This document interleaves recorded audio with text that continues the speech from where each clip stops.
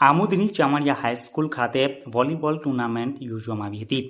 ભરૂચ જિલ્લાના આમોદના ચામડિયા હાઈસ્કૂલના ગ્રાઉન્ડ ખાતે 40 વર્ષ સુધી સબનમ સ્પોર્ટ્સ ક્લબ દ્વારા વોલીબોલ ટુર્નામેન્ટનું આયોજન કરવામાં આવે છે।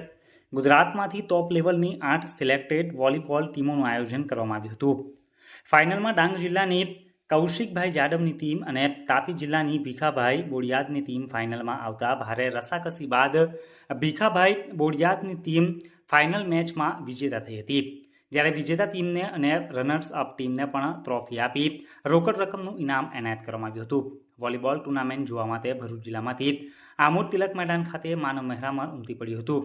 સબનમ સ્પોર્ટ ક્લબના પ્રમુખે સંદેશ આપ્યો હતો કે આ ટુર્નામેન્ટનો મુખ્ય હેતુ હિન્દુ મુસ્લિમમાં ભાઈચારો અને એકતા કેળવવા માટેનો છે, તેમ તેઓએ જણાવ્યું હતું। ગુજરાતમાંથી સુરત, નવસારી, વલસાડ, ડાંગ, વાપી જેવા અનેક જિલ્લાઓમાંથી ટોપ લેવલની 8 સિલેક્ટેડ ટીમનો સમાવેશ કરવામાં આવ્યો હતો। આ વોલીબોલ ટુર્નામેન્ટ સબનમ સ્પોર્ટ ક્લબ દ્વારા પોતાના ખર્ચે 40 વર્ષથી રમાડવામાં આવી રહી છે।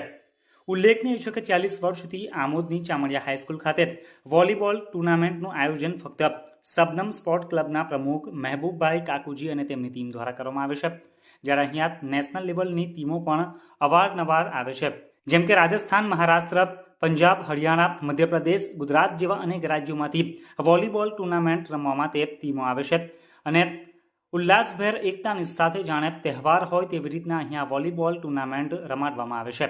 આ પ્રસંગે ખાસ ઉપસ્થિત ભરૂચ દૂધધાળા ડેરીના ચેરમેન અને નર્મદા જિલ્લાના ભાજપાના પ્રમુખના પુત્ર, ભરૂચ દૂધધાળા ડેરીના ડિરેક્ટર સાગરભાઈ પટેલ, આમોદ શહેર ભાજપના પ્રમુખ, વેપારી એસોસિએશન સહિતના આગેવાનો અને અનેક ગામડાઓમાંથી લોકો વોલીબોલ ટુર્નામેન્ટ જોવા માટે ઉમટી પડ્યા હતા। સૌથી પહેલા તો શું નામ તમારું? મહેબૂબભાઈ કાકુજી મારું નામ છે। ટુર્નામેન્ટ તમે કેટલા વર્ષોથી રમાઈ રહ્યા છો અને આનો જે મુખ્ય હેતુ છે તે શું છે?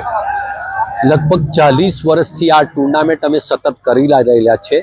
કોરોના દરમિયાન, કોરોના વખતે ગવર્મેન્ટ તરફથી અમને નાનો ઓર્ડર હતો, એ દરમિયાન 3 વર્ષ અમે આ ટુર્નામેન્ટ બંધ રાખેલી। આ ટુર્નામેન્ટનો મુખ્ય આશય ભાઈચારો કેળવવા માટે છે અને સ્પોર્ટ કઈ રીતના આ ખેલાડીઓ જે ગામડા લેવલ પર છે, આટલા સારા ખેલાડી કઈ રીતે રમે છે અને એનું કેવી રીતે બીજા ખેલાડીઓ ઉત્પન્ન થાય, એના માટેનો આશય છે અમારો। કેટલા વર્ષોથી આ ટુર્નામેન્ટ તમે રમાડો છો? 40 વર્ષથી સતત ટુર્નામેન્ટ રમાડી રહેલા છે। અહીંયા આગળ ક્યાંની ટીમો રમવા આવે છે?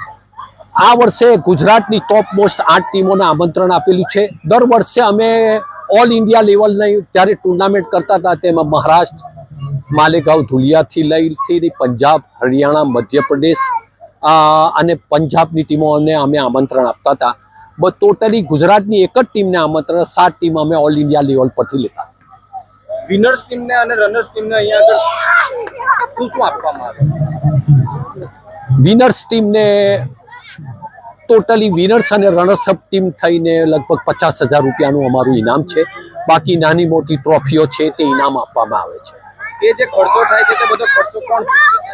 ટોટલી અમારું સબનમ ક્રિકેટ સ્પોર્ટ મંડળ છે તે ભોગવી રહેલું છે। ગુજરાત ફેડરેશન હજુ સુધી 40 વર્ષથી અમે ટુર્નામેન્ટ રમાડેલા છે, પણ અમારો સમાવેશ કરતા નથી એ લોકો। એ કયા કારણસર સમાવેશ નથી કરતા તમને આઈડિયા નથી એનો, અને ઓલ ઇન્ડિયા લેવલ પર બી સરકાર એના માટે લાખો અને કરોડો રૂપિયા ખર્ચી રહેલી છે। જ્યારે આ ગામડા લેવલ પર આટલી મોટી ટુર્નામેન્ટ થતી હોય તો મારે ગવર્મેન્ટમાં જે કંઈ ફેડરેશનના પ્રમુખ છે, મારો એમને રિક્વેસ્ટ છે, મારો એમને આગ્રહ છે કે અમારો સમાવેશ કરે, જેથી કરીને આ ગામડા લેવલનું સ્પોર્ટ વિકસે।